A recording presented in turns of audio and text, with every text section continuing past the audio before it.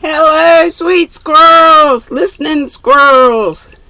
I'll probably be wearing the same thing tomorrow because y'all are only seeing me today right here. Except I have two of these shirts. And I put my... Here we are to read a book and I'm talking about my wardrobe. Two of these... I put my robe on and now I got fuzzies all over this one. But whatever. I'm trying to make some mitts that Dana made on her craft hour last week. From the machine, you run them up, and then, well, I'll tell you about them when I get them. Oh, and guess what gem I found? The very first knitting book I ever bought. I bought this when I was 9 or 10 at the little yarn shop where we were learning to knit when I was in 4-H club. How about that? Okay, let's get to what we're here for. Anne of Ingleside, and we're on chapter 39. Let's see what's going on with these kids now. A bitter east wind was snarling around Ingleside like a shrewish old woman. It was one of those chill, drizzly, late August days that take the heart out of you. One of those days when everything goes wrong. What in old Avonlea days had been called a Jonah day. The new pup Gilbert had brought home for the boys had gnawed the enamel off the dining table leg. Susan had found that the moths had been having a Roman holiday in the blanket closet. Oh no. Nan's new kitten had ruined the choicest fern. Jim and Bertie Shakespeare had been making the most abominable racket in the garret all the afternoon with tin pails for drums. Anne herself had broken a painted glass lampshade, but somehow it had done her good just to hear it smash. Rilla had had an earache, and Shirley had a mysterious rash on his neck. I think it's so weird they called that boy Shirley. Well, a boy named Sue. Rash on his neck, which worried Anne, but at which Gilbert only glanced casually and said in an absent-minded voice that he didn't think it meant anything. Of course it didn't mean anything to him. Shirley was only his own son, and it didn't matter to him either that he had invited the Trents to dinner one evening last week and forgotten to tell Anne until they arrived. Oh, no. She and Susan had had an extra busy day and had planned a pick-up supper, and Mrs. Trent, with the reputation of being Charlottetown's smartest hostess. Where were Walter's stockings with the black tops and blue toes? Do you think, Walter, that you could, just for once, put a thing where it belongs? Nan, I don't know where the 7 seas are. For mercy's sake, stop asking questions. I don't wonder they poisoned Socrates. They ought to have. Walter and Nan stared. Never had they heard their mother speak in such a tone before. Walter's look annoyed Anne still more. Diana, isn't necessary to be forever reminding you not to twist your legs around the piano stool. Surely if you haven't got that new magazine all sticky with jam, and perhaps somebody would be kind enough to tell me where the prisms of the hanging lamp have gone. Nobody could tell her, Susan having unhooked them and taken them out to wash them, and Anne whisked herself upstairs to escape from the grieved eyes of her children. In her own room she paced up and down fervishly. What was the matter with her? Was she turning into one of those peevish creatures who had no patience with anybody? Everything annoyed her these days. A little mannerism of Gilbert she had never minded before got on her nerves. She was sick and tired of never-ending monotonous duty, sick and tired of catering to her family's whims. Once everything she did for her house and household gave her delight. Now she didn't seem to care what she did. She felt all the time like a creature in a nightmare trying to overtake someone with fettered feet. The worst of all was that Gilbert never noticed that there was any change in her. He was busy night and day, and seemed to care for nothing but his work. The only thing he had said at dinner that day had been, "Pass the mustard, please." I could talk to the chairs and tables, of course, thought Anne bitterly. We're just getting to be sort of a habit with each other, nothing else. He never noticed that I had on a new dress last night, and it's so long since he called me Anne girl that I've forgotten when. Well, I suppose all marriages come to this in the end. Probably most women go through this. He just takes me for granted. His work is the only thing that means anything to him now. Where's my handkerchief? Anne got her handkerchief and sat down in her chair to torture herself luxuriantly. I didn't say that right. Gilbert didn't love her anymore. When he kissed her absently, just habit. All the glamour was gone. Old jokes they had laughed together over came up in recollection, charged with tragedy now. How could she ever have thought them funny? Monty Turner, who kissed his wife systematically once a week, made a memorandum to remind him. Would any wife want such kisses? Curtis Ames, who met his wife in a new bonnet and didn't know her. Mrs. Clancy Dare, who had said, "I don't care an awful lot about my husband, but I'd miss him if he wasn't round." I suppose Gilbert would miss me if I weren't around. Has it come to that with us? Nan Elliott, who told his wife after 10 years of marriage, "If you must know, I'm just tired of being married." And we've been married 15 years. Well, perhaps all men were like that. Probably Miss Cornelia would say that they were. After a time, they were hard to hold. If my husband has to be held, I don't want him. And all these are like quotes and in parentheses. That, like, if my husband has to be held, I don't want to hold him.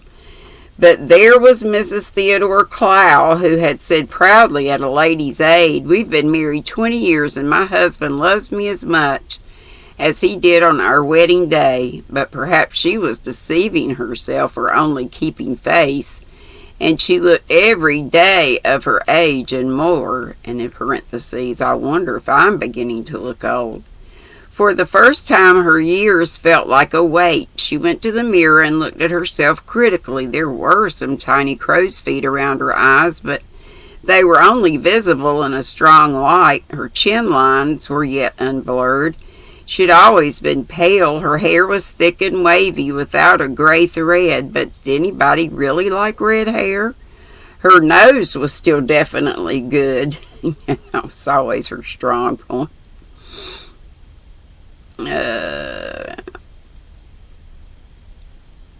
Anne patted it as a friend, recalling certain moments of life when her nose was all that carried her through. But Gilbert just took her nose for granted now. It might be crooked or pug for all that mattered to him. Likely he had forgotten that she had a nose. Like Mrs. Dare, he might miss it if it wasn't there. Well, I must go and see Tarilla and Shirley, thought Anne drearily. At least they need me still, poor darlings. What made me so snappish with them? Oh, I suppose they're all saying behind my back, "How cranky poor mother is getting."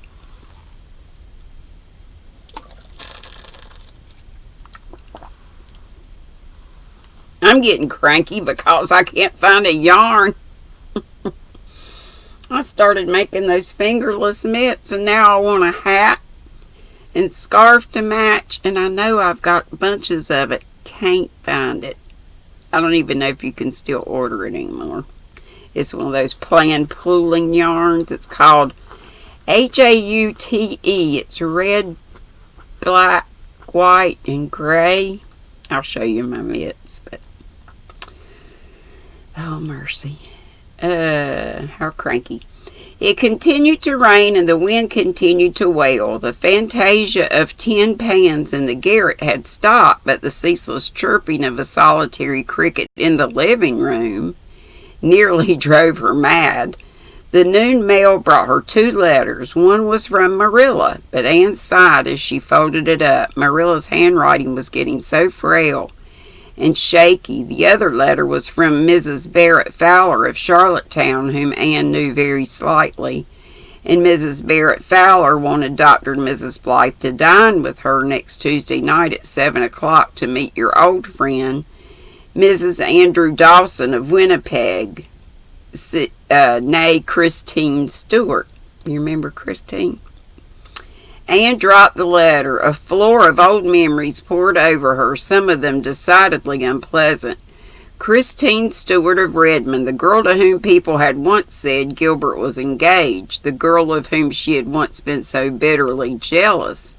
Yes, she admitted it now, 20 years after. She had been jealous. She had hated Christine Stewart. She had not thought of Christine for years, but she remembered her distinctly. A tall, ivory-white girl with great dark blue eyes and blue-black masses of hair and a certain air of distinction. But with a long nose. Yes, definitely a long nose. Handsome. Oh, you couldn't deny that Christine had been very handsome. She remembered hearing many years ago that Christine had married well and gone west. Gilbert came in for a hurried bite of supper. There was an epidemic of measles in the Upper Glen, and Anne silently handed him Mrs. Fowler's letter.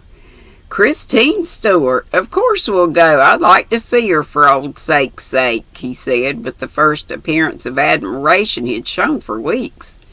Poor girl, she's had her own troubles. She lost her husband 4 years ago, you know. Anne didn't know. And how came Gilbert to know? Why'd he never told her? And had he forgotten the next Tuesday was the anniversary of their own wedding day? A day on which they had never accepted any invitation but went off on a little bout of their own. Well, she wouldn't remind him. He could see his Christine if he wanted to. What had a girl at Redmond once said to her darkly? There was a good deal more between Gilbert and Christine than you ever knew, Anne. She had merely laughed at the time. Claire Hallett was a spiteful thing. But perhaps there had been something in it. Anne suddenly remembered with a little chill of the spirit that not long after her marriage she had found a small photograph of Christine in an old pocketbook of Gilbert's. Gilbert had seemed quite indifferent and said he'd wondered where that old snap had got to, but was it one of those unimportant things that are significant of things tremendously important? Was it possible? Had Gilbert ever loved Christine? Was she, Anne, only a second choice, the consolation prize? Surely I'm not jealous, thought Anne, trying to laugh. It was all very ridiculous. What more natural than that Gilbert should like the idea of meeting an old Redmond friend? What more natural than that a busy man married for 15 years should forget times and seasons and days and months? Anne wrote to Mrs. Fowler accepting her invitation and then put in the 3 days before Tuesday, hoping desperately that somebody in the Upper Glen would start having a baby Tuesday afternoon about 5:30. That's all of chapter 39. So we will stop there.